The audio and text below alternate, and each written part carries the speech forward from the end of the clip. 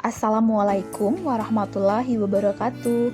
Perkenalkan, saya Popita Sari, peserta Latsar CPNS Kabupaten Kaur tahun 2022, golongan 2, angkatan 3, kelompok 1. Hari ini, kegiatan saya adalah mempelajari modul dan bahan tayang agenda 4, yaitu aktualisasi dan habituasi. Tapi sebelum kita mempelajari modul agenda 4, saya ingin cerita sedikit tentang tahapan-tahapan pelatihan dasar CPNS Kabupaten Kaur tahun 2022. Tahapan pertama adalah MOOC. Pada tahap MOOC ini, kita full melaksanakan pembelajaran mandiri.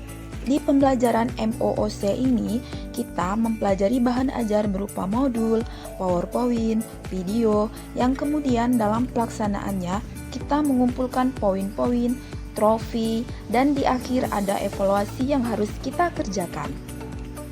Alhamdulillah, saya sudah berhasil menyelesaikan tahapan MOOC ini. Selanjutnya, kita diharuskan mengikuti pembelajaran blended learning yang terdiri dari 3 tahapan pembelajaran. Pertama, distance learning. Distance learning ini merupakan pembelajaran jarak jauh yang terdiri dari sinkronus dan asinkronus. Tahapan pembelajaran sinkronus yaitu tahapan pembelajaran jarak jauh yang ada tutor atau coach-nya. Dan asinkronus adalah pembelajaran yang full kita penugasan individu ataupun kelompok. Bentuk pembelajaran disampaikan dalam media e-learning, rekaman, video, atau sumber PDF yang bisa diunduh. Kemudian, pembelajaran kedua yaitu aktualisasi dan habituasi di tempat kerja atau off campus. Pada tahapan ini, kita melaksanakan rancangan aktualisasi yang sudah kita buat.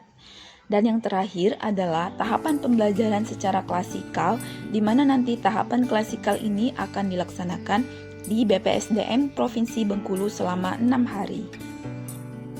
Baiklah, kembali lagi ke agenda 4, yaitu aktualisasi dan habituasi. Konsep habituasi adalah pembiasaan dan bersifat intrinsik, atau bisa juga diartikan membiasakan diri untuk berperilaku sesuai nilai sehingga terbentuk karakter diri ideal melalui proses internalisasi dan dipersonifikasi melalui intervensi tertentu di tempat kerja.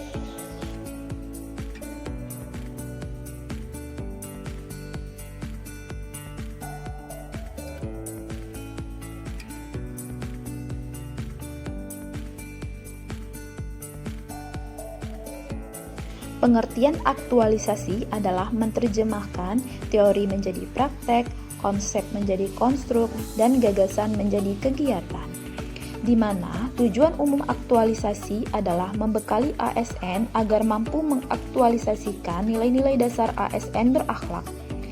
Nilai-nilai ASN berakhlak yaitu berorientasi pelayanan, akuntabel, kompeten, harmonis, loyal, adaptif, dan kolaboratif, serta melaksanakan peran manajemen ASN dalam menjalankan tugas sehingga mampu memberikan perbaikan dan meningkatkan mutu. Tahapan pembelajaran aktualisasi yang pertama, membuat rancangan aktualisasi, mempresentasikan rancangan, kemudian mengaktualisasikan nilai dasar ASN di tempat tugas atau tempat kerja, melaporkan pelaksanaan aktualisasi, dan mengikuti seminar pelaksanaan aktualisasi. Dari tahapan ini diharapkan mampu menerapkan core values ASN berakhlak.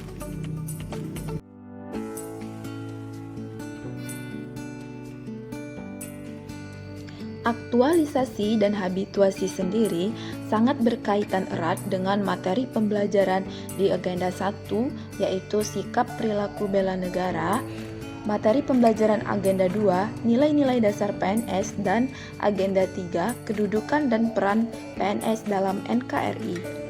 Semuanya berkaitan erat sehingga diharapkan akan membentuk PNS profesional yang berkarakter sebagai pelayan masyarakat.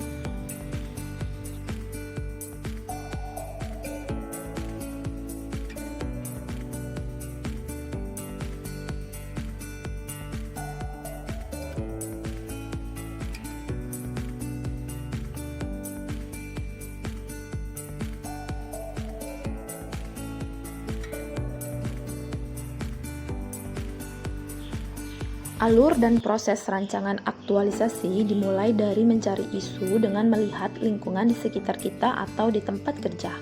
Kemudian menemukan isu-isu yang sedang hangat dibicarakan di mana ada masalah atau kesenjangan di instansi. Setelah menemukan isu, tahap selanjutnya adalah mengidentifikasi isu tersebut terkait kondisi saat ini dan kondisi yang diharapkan. Dari hasil identifikasi tersebut akan menghasilkan isu yang layak dan dijadikan rancangan aktualisasi. Setelah dilakukan identifikasi isu berdasarkan tugas dan fungsi yang bermasalah, tahap selanjutnya adalah menetapkan isu bisa menggunakan metode APKL untuk memprioritaskan isu yang akan ditindaklanjuti. Setelah didapat isu prioritas, selanjutnya menganalisis faktor mana yang menjadi penyebab terjadinya isu prioritas tersebut dengan menggunakan teknik analisa USG. Setelah itu akan didapatkan gagasan kreatif pemecahan isu yang akan diangkat.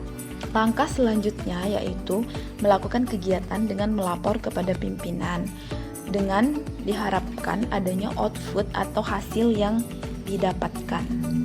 Dari kita melapor kepada pimpinan, kita kaitkan dengan substansi mata pelatihan agenda ketiga yaitu Manajemen ASN dan Smart ASN dengan menerapkan core values ASN berakhlak.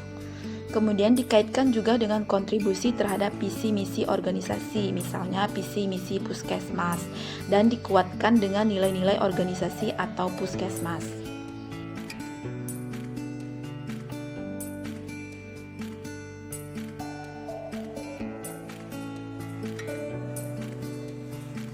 Baiklah teman-teman, itulah tadi kegiatan saya hari ini yang mempelajari agenda 4 yaitu habituasi dan aktualisasi. Sampai jumpa di lain waktu. Terima kasih.